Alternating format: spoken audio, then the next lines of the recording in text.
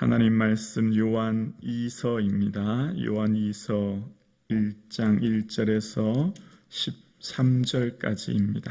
요한 2서입니다. 신약성경 395면입니다.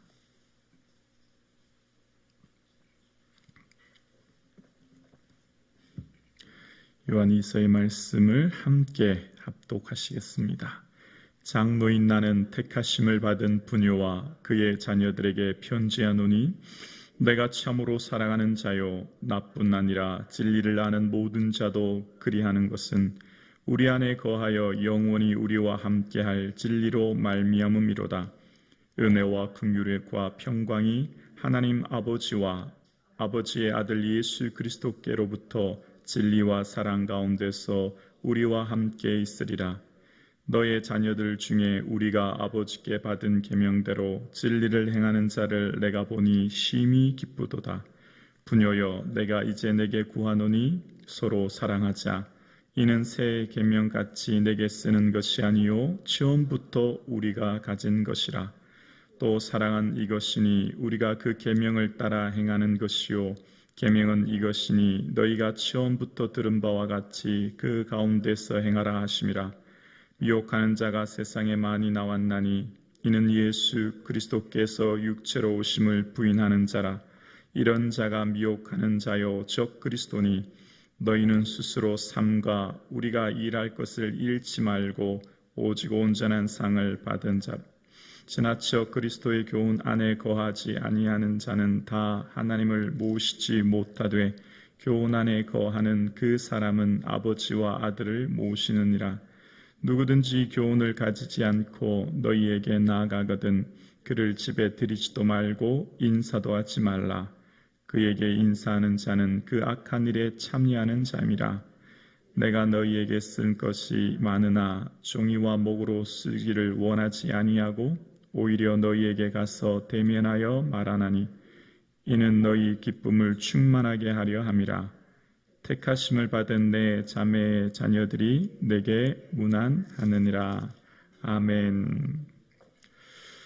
요한 2서는 신약 성경에서 가장 짧은 서신입니다. 11개의 문장으로 되어 있고 245개의 헬라어 단어로 구성된 오늘 요한 2서는 편지 형식으로 되어 있어서 누가 누구에게 편지한다 라고 먼저 이야기하는데요. 먼저 장로인 나는 이라고 하면서 요한은 자신을 장로로 소개하고 있습니다. 장로라는 표현은 신앙의 깊은 연륜을 가진 존경과 권위를 가진 사람, 교회 지도자를 이야기하는데 베드로도 자기 자신을 장로라고 얘기한 적이 있죠.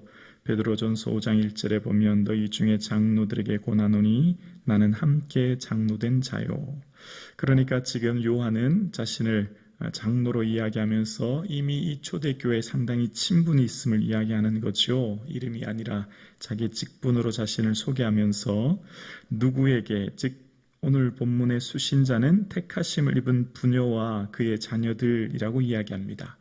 흔히 부녀 또 자녀라고 얘기하면 한 개인이나 혹은 한 가정으로 생각할 수 있는데 오늘 본문에서 이야기하는 것은 개인이나 가정을 얘기하는 것을 넘어 한 지역의 교회 또 그 속한 믿음의 식구들을 이야기하는 것입니다. 그러니까 개인을 넘어 한 지역 또 그 믿음의 식구들 초대교회에 있는 그 성도들을 향한 이야기를 하고 있는 것이지요.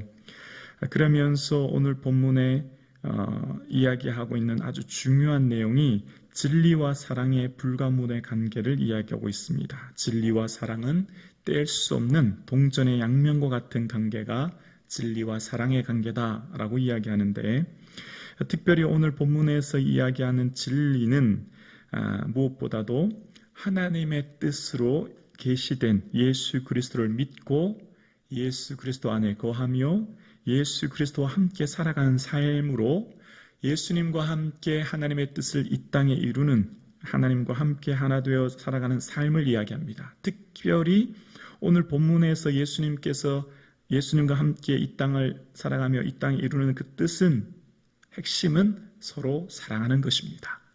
예수님과 함께 동행하는 삶의 핵심이 서로 사랑함, 그래서 서로 일치를 이루는 것, 그 삶을 살아가는 진리의 삶을 오늘 본문이 이야기하는 거예요. 그러니까 사랑과 진리는 불가분의 관계로 뗄 수 없는데 주님을 사랑하는 자는 곧 진리의 삶을 살아가게 되고 그것이 곧 다시 말하면 내 삶 속에서 예수 그리스도와 함께 동행하며 예수 그리스도와 함께 사랑의 삶을 살아가게 된다라고 하는 것을 본문이 서두부터 이야기하는 겁니다. 그래서 1절에서 3절까지는 진리와 사랑에 대해서, 또 4절에서 6절에는 진리와 사랑에서 하나 더 합쳐서 계명을 추가해서 이야기하는데요. 오늘 본문 3절에 보면 은혜와 긍휼과 평강이 하나님 아버지와 아버지 아들 예수 그리스도께로부터라고 이야기합니다. 자, 은혜와 긍휼과 평강은 하나님께서 주시는 영적인, 종말론적 영적인 축복, 사랑하는 자녀들에게 주신 영적인 축복인데 그게 어디로부터 나오냐면 하나님과 예수 그리스도로부터 나온다는 겁니다. 그러니까 세상이 줄 수 있는 것이 아니라는 거죠. 구원의 은혜, 또 긍휼의 은혜. 긍휼이라고 하는 것은 이 원어의 단어는 자궁이라는 뜻이 있거든요. 품다는 거죠. 아이가 그 자궁 안에서 자라지 않습니까? 우리는 온전히 하나님의 온전히 우리를 품고 우리를 인도하시기에 매일매일의 순간을 살아가고 있는 것입니다. 평강의 복이야말로 하나님께서 주시는 구약과 신약에 통칭되는 최고의 복이라고 할 수 있는데요. 우리가 이 세상을 살아가면서 이 평강의 복이 없이는 단 한순간도 참된 기쁨과 은혜를 누릴 수 없는 거죠. 평강의 복이 없이는 어떤 것을 많이 소유하고 또 많은 지위를 누린다고 해서 거기서 참된 행복을 누릴 수 없는 것이죠. 그러니까 은혜와 긍휼과 평강은 세상이 줄 수 있는 게 아니라 오직 주님으로부터 주시는 것이고 그것이 진리와 사랑 가운데 우리와 함께하고 계심을 이야기하고 있습니다. 특별히 요한이 오늘 이 편지를 쓰면서 이야기하고 있는 내용 중에 격려하며 칭찬하는 내용이 있는데요. 4절 우리 한번 보실까요? 4절 함께 봉독합니다. 시작. 너의 자녀들 중에 우리가 아버지께 받은 계명대로 진리를 행하는 자를 내가 보니 심히 기쁘도다. 아멘. 진리를 행하는 자를 보아서 너무너무 기쁘다는 거예요. 여러분, 부모님께 효도하는 게 어떤 가정일까요? 어떤 자녀들일까요? 명절에 열심히 잘 찾아가고 생신 때 맛있는 것도 해드리고 용돈도 자주 드리고 또 전화도 자주 드리는 것, 그게 효도하는 거죠. 그런데 이렇게 한번 생각해 볼까요? 부모에게 형제가 한 예를 들어 4, 5 있다고 해볼까요? 그런데 부모님께는 너무너무 잘해요. 용돈도 잘 드리고 전화도 자주 하고 명절도 자주 찾아가요. 그런데 형제간에 늘 싸워요. 형제간에 늘 다투어요. 부모님 마음이 기쁠까요? 아니지요. 형제들이 부모에게 어떻게 잘하느냐도 중요하지만 형제간에 우애 있게 지내는 게 어쩌면 더 중요하죠. 부모의 마음은 부모에게 맛있는 것을 해주고 용돈을 많이 주는 것보다 자기들끼리, 형제들끼리 우애 있게 지내는 게 더 좋아요. 그렇지 않습니까? 맞죠? 그러니까 지금 오늘 요한이 이야기하고 있는 것은 교회가 지금 만난 문제가 있는데요.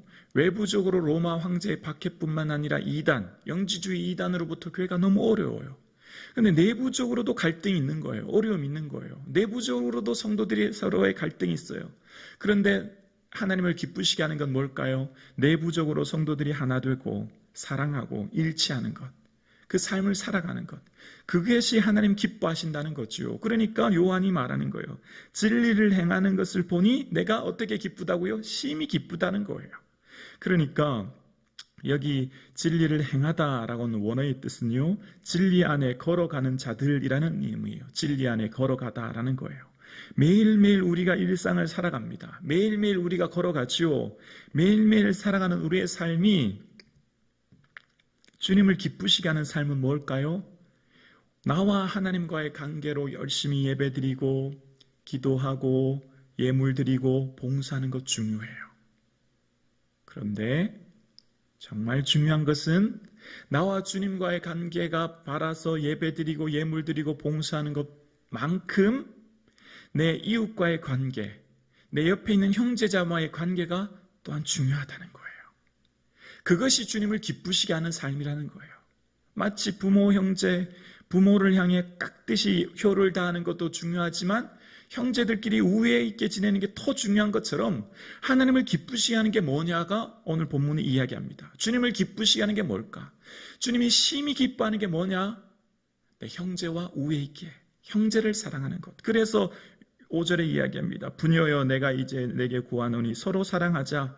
이는 세계명같이 내게 쓰는 것이 아니요 처음부터 우리가 가진 것이라. 서로 사랑하는 것인데 이것은 세계명은 주님께서 처음부터 이미 우리에게 끊임없이 얘기하신 것이라는 거죠. 그러니까 주님께 기쁨을 드리는 것은 곧 주님과 나와의 관계를 넘어 나와 이웃과의 관계를 통한 화평의 삶, 사랑의 삶을 드러내는 것이 주님을 기쁘시게 하는 삶인 것을 요한은 이야기합니다.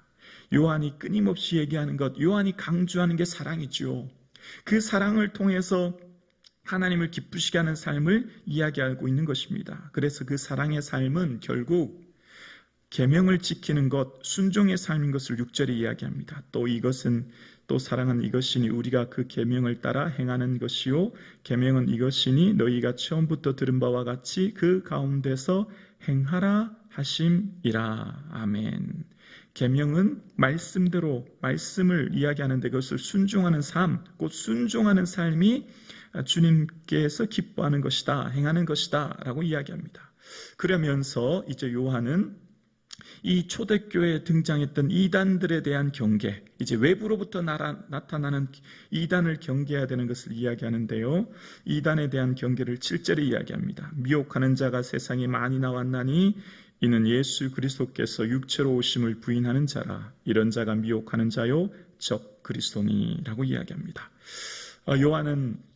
요한 이미 1서에서부터도 적그리스도에 대한 이야기를 많이 했지요. 마지막 때라 적그리스도가 오리란 말을 너희가 들은 것 같이 지금 많은 적그리스도가 일어났다. 요한 1서 2장 18절도. 그러니까 요한은 끊임없이 이 시대의 시대적 배경에 예수님을 시인하지 않고 예수님의 육체로 오심을 부인하는 그 이단들에 대한 경계를 이야기하면서 그 이단들에 대해서 어떻게 경계해야 될 것인가에 대해서 이야기하기를 이제 10절과 11절에 보면 이렇게 이야기합니다. 누구든지 이 교훈을 가지지 않고 너희에게 나아가거든 그를 집에 들이지도 말고 인사도 하지 말라. 그에게 인사하는 자는 그 악한 일에 참여하는 자임이라 라고 이야기합니다. 이단에 한번 빠진 이단에서 다시 나오기가 정말 어렵지요. 그러니까 이단과 아예 처음부터 관계를 맺지 말 것을 이야기합니다.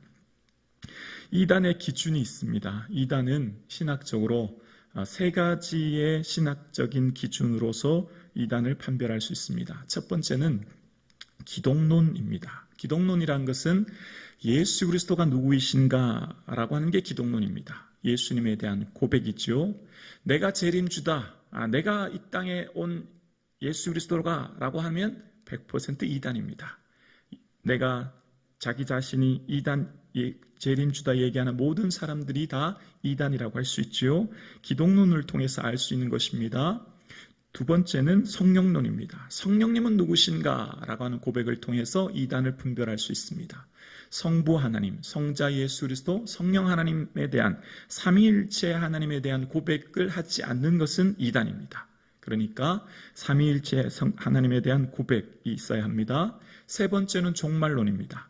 초림의 예수 그리스도께서 이 땅에 오셨고 이제 재림의 예수 그리스도께서 다시 오는 지금 우리는 종말을 살고 있습니다. 그 다시 오시는 재림의 예수 그리스도를 기다리게 하고 준비하게 하는 삶을 살아야 되는데 그 종말은 이미 왔다, 이미 종말은 끝났다라고 하면 다 이단인 것이죠. 그러니까 이 세상을 말씀을 들을 때 기준이 있습니다. 기독론, 성령론, 종말론에 의거하여서 말씀의 기초에서 그 신학적인 내용이 다른 것을 이야기하면 이단이라고 할 수 있죠. 흔히 우리가 말씀을 들을 때 말씀 속에서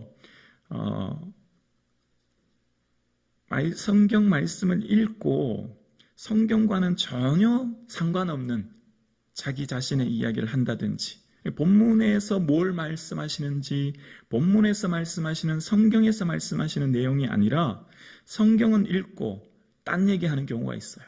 예를 들면 성경은 읽고 무슨 정치 얘기를 한다든지, 성경은 읽고 사회 얘기를 한다든지, 성경은 읽고 자기 자신의 개인적인 이야기를 한다든지 하면 주의하셔야 됩니다.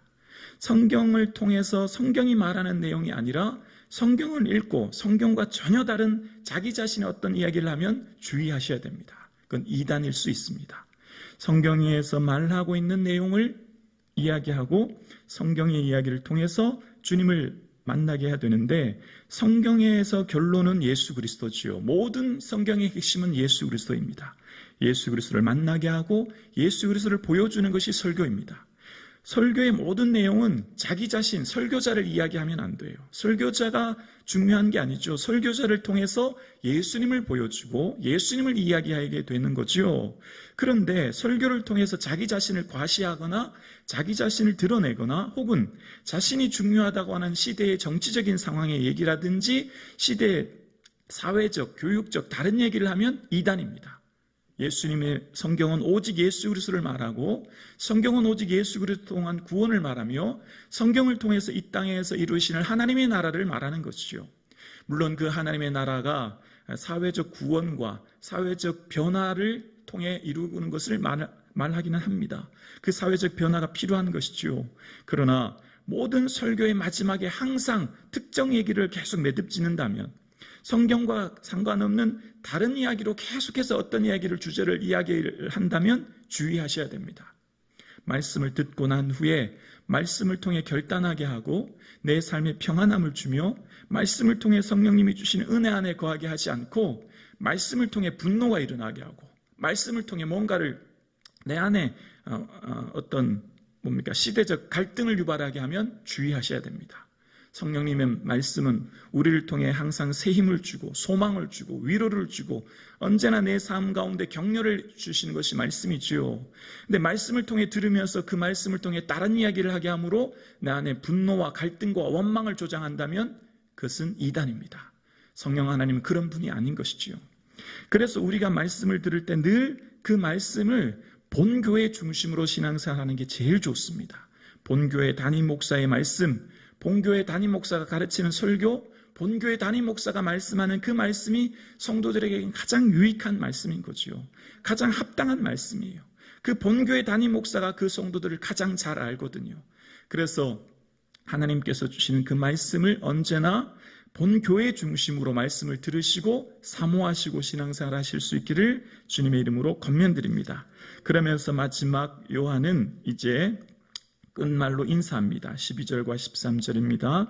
내가 너희에게 쓸 것은 많으나 종이와 목으로 쓰기를 원하지 아니하고 오히려 너희에게 가서 대면하여 말하려 하노니 이는 너희 기쁨을 충만하게 하려 함이라.